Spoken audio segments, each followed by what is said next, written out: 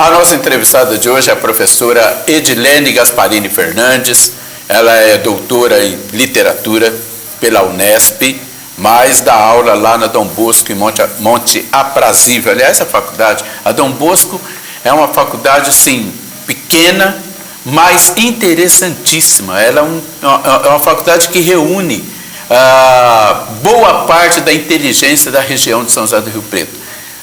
Assim como a Dom Pedro. A Dom Pedro quietinha no cantinho dela, a Dom Pedro II, mas ela está sempre formando gente de qualidade. Isso é uma coisa maravilhosa. Edilene, você acabou de lançar um livro aí, que é a sua tese de doutorado, muito interessante. Eu achei, assim, uma ideia fantástica, que é analisar o discurso dos presidentes brasileiros. O livro chama A Palavra do Presidente, mas ela pega desde o Castelo Branco, os discursos do Castelo Branco, até ao presidente Lula. Como surgiu essa ideia? Olha, essa ideia é antiga, porque eu já vim de família de políticos. Meu pai tentou ser vereador, acabou não sendo, mas sempre foi do PMDB. Ele ajudava a fazer as bases do partido e tal. Lá em Monte Aprazível? Não, lá em Pedreira, perto de Campinas.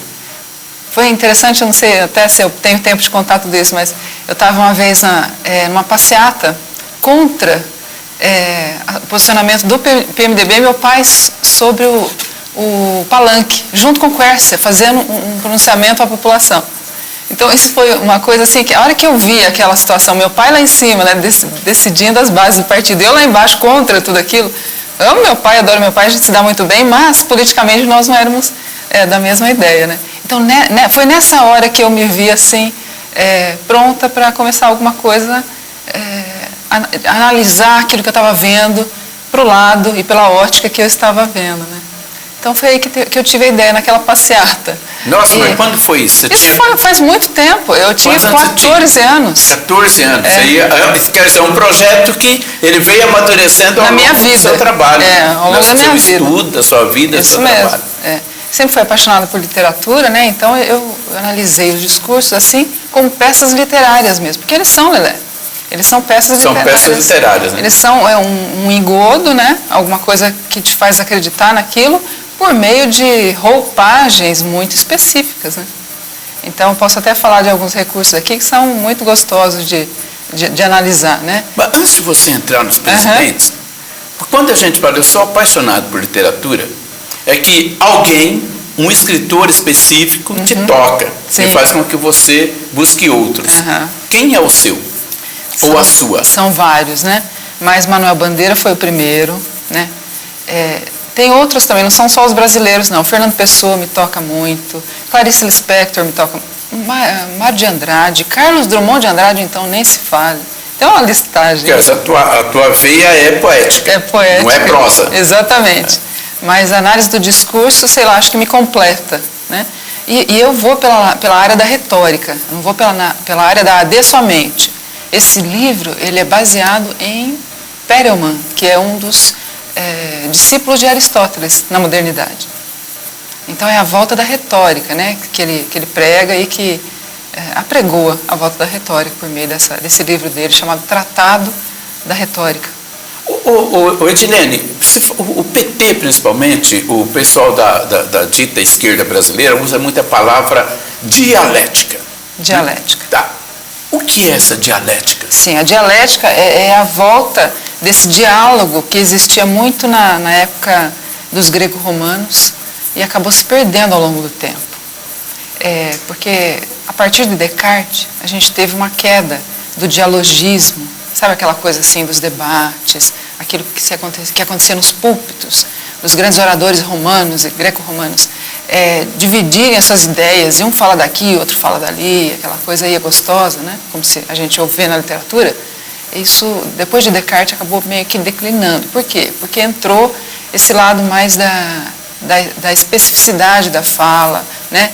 De tudo muito com objetivo, né? Eu tenho um objetivo, eu defendo o objetivo e pronto. Quer dizer, Cícero... O racionalismo. Cícero não teria lugar nesse novo livro. É verdade, mas Cícero está voltando aos poucos. Pela mão da retórica nova, né? Por Perelman, por Titecar, por muita gente que defende ainda a volta da dialética. E quando a gente fala em dialética, hoje em dia, é uma dialética diferente daquela, mas é uma volta devagar que está acontecendo. Eu acho que a dialética, a retórica, o discurso, vamos esquecer dialética e retórica, ficar no discurso político. O discurso político está intimamente ligado à questão da democracia. Sim. Sem democracia não tem discurso. Sem discurso não há democracia. Ou estou errado? Tá totalmente errado, desculpa te falar. Mas assim, quando a gente olha para um discurso de posse, você pensa assim, bom, é algo democrático, porque é para o povo que está ouvindo, o povo vai saber como que vai ser daqui em diante, não é? Mentira. O discurso que ele estava falando no início é uma peça retórica mesmo. Por quê? Porque ele vai amaciando aquilo que ele tem para dizer e às vezes até transmutando aquilo que ele tem para dizer. Por exemplo, quando houve o golpe militar, Castelo Branco entra no poder com a ideia assim, de agora em diante, o que nós temos aqui é uma nova facção de poder, mas essa é muito melhor que a anterior. Por quê? Porque essa é uma revolução. Não era uma revolução, você sabe, todos nós sabemos. Então, essa ideia de revolução foi passada para nós como se fosse a melhor coisa mesmo que tinha para acontecer naquele momento, e o paternalismo, a partir daí, imperou, não é? Então, as características desses discursos vão provar isso, sabe? E vão fechar as lacunas. Tudo que é lacuna que a gente tem como ouvinte para desconfiar na hora do discurso, elas são acobertadas no discurso. Quer dizer, se você tem que tomar, ao montar o discurso, esse discurso é montado de forma que as verdades fiquem escondidas. Exatamente. Os vieses, né? Pelo viés se fala aquilo que você percebe como leitor, como ouvinte, aquilo que você não deveria perceber, no viés. Mas, no geral do discurso, você é tirado da sua vista aquilo que você não deveria ver em primeira mão. Então, qual seria o pressuposto básico, além da liberdade, para a democracia? Pressuposto básico dentro do discurso de posse? Olha, a gente tem assim, ao longo de todos eles, dá para ver que não há democracia. Principalmente nos militares, né? Porque você vai perceber que eles vão utilizar de adjetivos polissílabos em excesso os militares. Por quê? Porque os polissílabos fazem você se demorar a entender aquilo. A tua narrativa, a narrativa do discurso, ela vai sendo mais comprida, e você vai se enfastiando daquilo, você não aguenta mais ouvir tanto discurso político. Por isso é que hoje em dia nós não temos mais paciência para discurso político. Isso foi semeado lá durante o militarismo, né? Porque era uma fala muito enfadonha. Então, para nós, o resultado está hoje. Bom, aqui, presta atenção nisso daqui, que eu quero conversar sobre isso com a Edilene. É o discurso de posse do Castelo Branco, que deu um golpe militar, pôs um presidente legitimamente eleito, que era o João Goulart, que era o vice do Jânio, para correr, né? Fechou tudo em volta dele, à base das armas, e ele diz o seguinte, no dia 11 de abril de 64, na abertura do seu discurso: minha eleição pelo Congresso Nacional, em expressiva votação, traduz sobremaneira o pesado fardo das responsabilidades que sabia já haver assumido, ao aceitar a indicação de minha candidatura à presidência da República por forças políticas ponderáveis, sob a liderança de vários governadores do Estado. Você percebe a presença do eu muito forte, não é, Lelé? Você viu isso? Tudo é eu. Eu, a minha, o meu. Essa presença do possessivo, ela não é de graça. E uma eleição indireta. Uma eleição indireta. Um Congresso amordaçado, na base da baioneta. Golpe na base da baioneta. Então, essa, para mim, né, eu que olho sempre para a parte da palavra, eu vejo assim, essa repetição do eu, do minha, do meu. Então, é uma forma também de autoritarismo, claro, é muito claro isso, mas também é uma forma de dizer assim, olha, pode deixar comigo que eu vou fazer melhor do que foi feito até agora e confia em mim. Isso é o quê? É o início do paternalismo, né? Que teve as suas consequências e tem até hoje. Mas o incrível... Desculpa, pode continuar. Não, por favor, mas o incrível é... O incrível é que esse paternalismo ele vai se repetir em outros discursos também. Durante o militarismo, é claro que ele acontece, mas, por exemplo, em Collor ele volta. Você vai dizer assim, mas o Collor é o primeiro presidente depois de uma eleição direta, mas ele é paternalista sim, e a gente prova isso por meio das palavras que ele usa, da forma como ele cria o discurso dele. E isso se repete no Costa Silva, se repete no Médici, se repete no João Figueiredo, isso. Se repete no Sarney. Isso. Só que o paternalismo, por exemplo, em Médici, ele é muito mais duro. Por quê? Porque ele vai se utilizar de símbolos mais violentos. Ele vai lembrar uma cruzada pelos substantivos que ele usa o tempo todo. Então, é o discurso do soldado, como se fala, não é? Que também estava presente no Costa Silva, por exemplo, mas que em Médici fica mais endurecido, principalmente por causa das condições do próprio governo dele, né? Ele entra já solapando, né? Ele entra com terra arrasada, né? Não é para deixar pedra sobre pedra. Isso, exatamente. Bom, e aí tem uma coisa importante, vem o João Figueiredo. Figueiredo também vem com um discurso assim... Do soldado. Eu gosto mais do cheiro do cavalo do que o cheiro do povo. Isso, exatamente. O Figueiredo, quando entra o Figueiredo, a noção de distensão já estava muito forte. Não dava mais para segurar. As manifestações do povo e tudo ao redor forçava o governo a tomar um outro posicionamento. Então, os discursos de posse vão mostrar esse crescendo da vontade do povo também. Qual que é a resposta de Figueiredo, então? É ser mais leniente, né? Então, ele mostra um discurso mais, que vai falar com mais adjetivação e com mais substantivos abstratos. O que quer dizer isso? Ele vai provar, por meio da palavra dele, que a coisa não está tão dura mais, né? Que o povo já pode sentir um amaciamento do regime. Mas não era porque ele sentia isso ou o governo queria isso, mas porque não dava mais para segurar, entende? Então, e o Geisel? Como foi o Geisel? O Geisel ficou nesse entremeio, né? Entre a força repressora do Médici e entre o começo de amaciamento do Figueiredo. Então, o Geisel também vai mostrar um certo amaciamento e a gente prova isso pelas palavras que ele usa. Ele não vai falar de símbolos de cruzada, símbolos de soldado. Ele tira tudo isso do discurso dele. Ele começa a ser mais bondoso, entre aspas. Mas o Figueiredo é que abre as portas. Tanto é que no discurso de posse do Figueiredo tem gente de todo mundo, não é? E é um discurso muito mais longo. Agora, outra coisa interessante para se falar é que sempre existiam dois discursos, você sabe, um para o Congresso e um para o povo, não é? E o discurso ao Congresso é sempre um discurso mais objetivo, mais rápido. E o discurso ao povo é mais enternecedor, mas não só isso, ele enrola demais. E o povo fica cansado daquilo e não entende o que realmente o governante quer dizer. Quer dizer, o Fidel Castro usa isso em Cuba, né? Exatamente. Ele chegou a falar 14 horas sem parar. Quem é que aguenta? Ninguém. E assim a gente tem essa herança hoje, que eu estava te falando no início. Nós hoje não aguentamos discurso político, mas no Brasil, por quê? Por causa de toda essa herança de engodo, né, e de enrolação entre aspas. Né? Tá. Você analisou todos os discursos? De posse. Inclusive da Dilma sem colocar no livro porque não deu tempo. Não, ainda não analisei. Ou você não analisou da Dilma? Não, porque a minha vida acabou tomando outro rumo. Eu peguei outros veios de pesquisa. Mas você ouviu o discurso dela de posse? Ouvi. E à primeira vista, sem uma análise mais aprofundada, o que você sentiu no discurso da Dilma? Eu senti que é um discurso muito pro forma. Muito pro forma. Ela não faz nada de diferente em relação aos outros. Eu acho que eu posso continuar tranquilamente a minha pesquisa, que eu não vou sair dos meus trilhos. Mas eu quero analisar, assim, ao pé da letra mesmo, o uso todo dos substantivos, dos adjetivos, que a gente gosta disso, né? Quando você fala, Edilene, que o segredo está no viés, o que é? Me dá alguns exemplos para que o nosso telespectador possa entender o que é isso. Posso ler uns trechinhos? Pode, deve.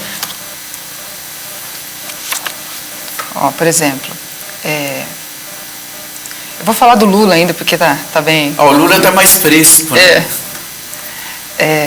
Então, falando do Collor, mas fazendo a analogia com o Lula, tá? O discurso do Collor, ao contrário do de Lula, ele vai se utilizar de esquemas abstratos e de generalizações, certo? Afora alguns termos que vão ser revitalizados, todo o discurso não fala às pessoas, mas fala ao Congresso, né? E ao Senado. E dirige-se à comunidade de maneira generalizada. Então, eu vou ler um pedacinho em que esses lugares românticos vão estar mais abordados. Olha só. O que nós estamos vivendo hoje, neste momento, meus companheiros e minhas companheiras, meus irmãos e minhas irmãs de todo o Brasil, pode ser resumido em poucas palavras. Hoje é o dia do reencontro do Brasil consigo mesmo. Então, isso é do Lula. O que ele faz? Você percebe que ele, só nesse trechinho, ele vai se utilizar de uma linguagem que está muito comum hoje em dia, que é a linguagem da autoajuda, não é? Então, esse reencontro do Brasil consigo mesmo, essa frase não é à toa, né? Ele vem de encontro àquilo que nós estamos pensando. Mas, no fundo, a gente sabia que não era isso. Porque no segundo mandato, e esse faz parte já do segundo mandato, o Brasil estava um pouco cansado já de Lula, né? A gente já mostrava isso por meio da economia. Então, esse discurso ele vai acobertar, dizendo assim, olha, mesmo que você sinta algum sofrimento nesse segundo mandato, você está se reencontrando com você mesmo. Então é isso, ele dá aquilo que você está esperando receber fora de lá para poder vender a sua ideia, entende? E o Collor? O Collor também vem num momento assim... O Collor, então, falando em termos de adjetivos, substantivos e tal, ele vai ter um discurso muito parecido com o discurso militar. Por quê? Porque ele, apesar de ele não usar tanta adjetivação polissilábica como usavam os militares, os substantivos que ele usa são, na sua maioria, abstratos. O que quer dizer isso? Então, o discurso dele, ele não se firma em nada, porque naquela época nós estávamos precisando muito de alguém que nos falasse de peito aberto, não é? Mas o discurso do Collor não vai fazer isso, né? O que ele vai mostrar é a sua imagem, a imagem da juventude. Aquele cara impetuoso que chega. Juventude, né? Aliada com a sabedoria. Ele vai juntar esses dois lugares, que a gente chama de lugares do discurso, né? Mas o discurso dele enfastia também. Bom, nós temos o Fernando Henrique Cardoso. O Fernando Henrique Cardoso é mestre das palavras. Exatamente. Ele professor, doutor, livre docente. Isso. E ele usa desse lugar, o lugar digamos assim, da experiência, né? Porque ele tem não só a experiência acadêmica, ele é um acadêmico, e grande acadêmico, fora do Brasil, inclusive. Como também ele vem de uma família de políticos. Então, Leônidas Cardoso, né? E ele vai começar o discurso dele falando isso. Então, os lugares que ele vai... O pai dele era general. Se apoiar, exatamente.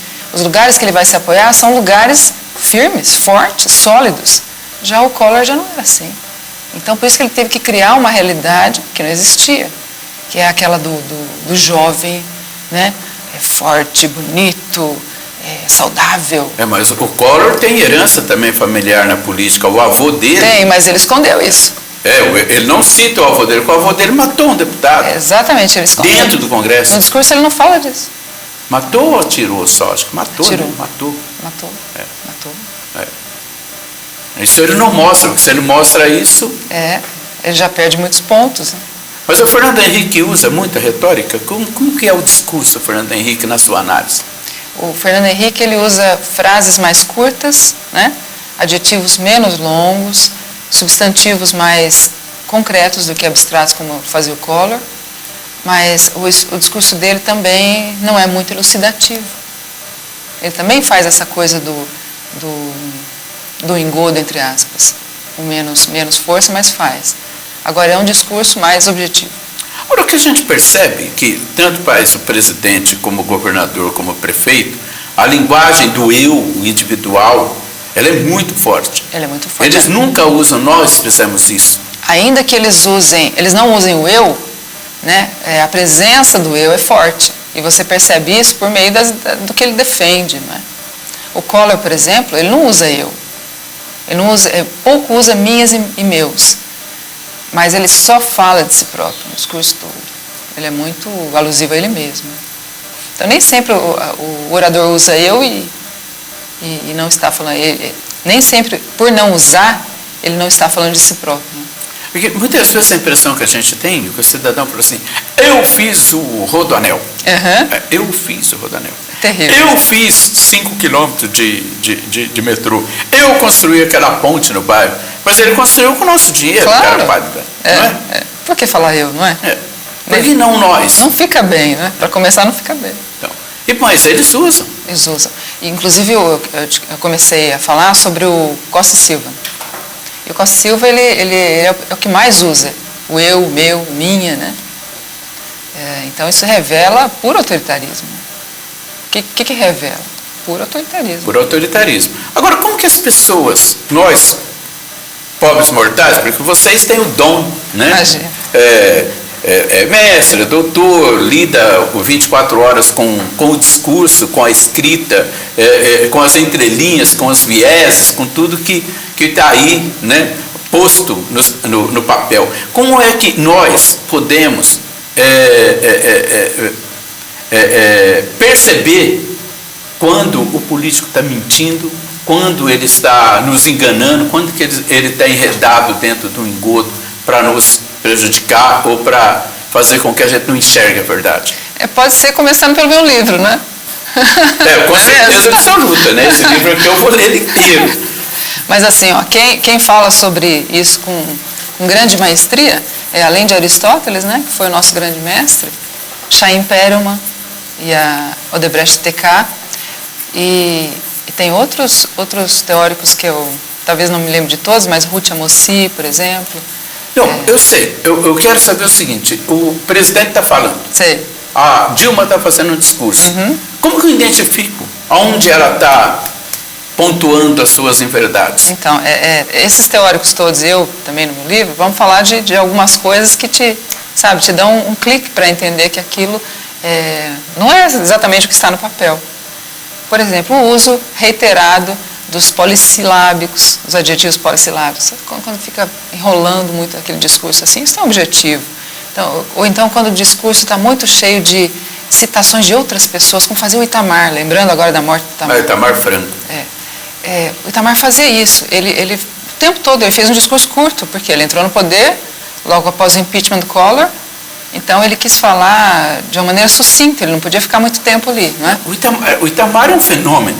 Ele é. Porque ele fez o maior e o melhor plano econômico do país dos últimos 500 anos. Isso. E ninguém lembra que ele foi presidente do Brasil. Exatamente. Você viu a morte dele, que pífia que foi, né? Quase ninguém falou sobre isso. Pouca gente no velório e tal. Fiquei até embasbacada com isso. Quando é que você vai lançar esse livro? Então, agora em agosto. Agora em agosto. Isso. Porque o político que estiver ouvindo a gente tem que comprar, né? É verdade. Até para aprender a fazer um discurso Espero. Do engodo, né? Apesar que eu acho, Edilene, que o discurso, ao longo do tempo, e desde a época de Cícero, no momento em que Cícero, por exemplo, parte para cima do Catilina, ele já está mentindo. Uhum. Porque o Catilina, na verdade, representava uma facção de oposição ao Júlio César, ao sistema romano na época. E ele transforma o Catilina em bandido. Mas não é uma mentira. É uma peça. É um modo de falar. É uma arte. Por isso que em Cícero, a retórica é uma arte. E ela era comparada à filosofia.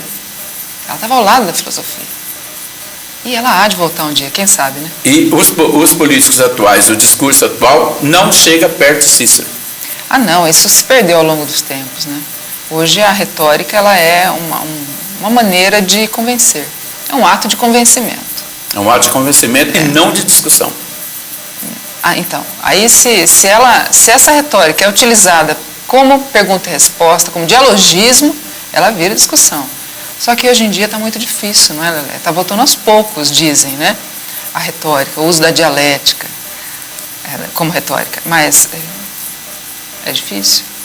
Deve muito para caminhar, né? Temos muito ainda. Eu agora vou ter que repreender o que é democracia. Todos nós, se Deus quiser, né? Edilene, nosso programa está chegando ao final, mas eu gostaria de saber o seguinte: antes do lançamento, que você não tem a data ainda, claro que isso vai sair no jornal, espero que o diário... Vai ser em agosto e né? deve ser no shopping. E se quem quiser comprar esse livro antes do lançamento, pode? Ainda não. Ainda não. Tem que esperar o lançamento. Tem que esperar o lançamento. Então aí os políticos aí vão esperar mais um mês, meio, por aí, para comprar o livro da Edilene. Eles vão ficar com bastante vontade, né? E aprender a fazer um discurso onde ele aprenda a esconder os seus reais interesses, que é o discurso que vem aí desde 64, e acho que os outros não eram muito diferentes ao longo do tempo. Mas esse aqui é o que a gente vai ter para analisar. Edilene, muito obrigado. Eu que agradeço. E parabéns pelo trabalho. Obrigada. Eu acho que nós precisamos de, principalmente quem lida com política, aprender cada vez mais sobre tudo isso. Quem sabe aprender a ser mais honesto também, né? Principalmente. Ou aprender a identificar aonde está a mentira. Isso. E o engodo. Muito bom. Para nós é isso, né? Mais do que para os Mas políticos. é para nós do que para eles. Isso. Gente, muito obrigado. Obrigada. Vamos em paz e fiquemos com Deus.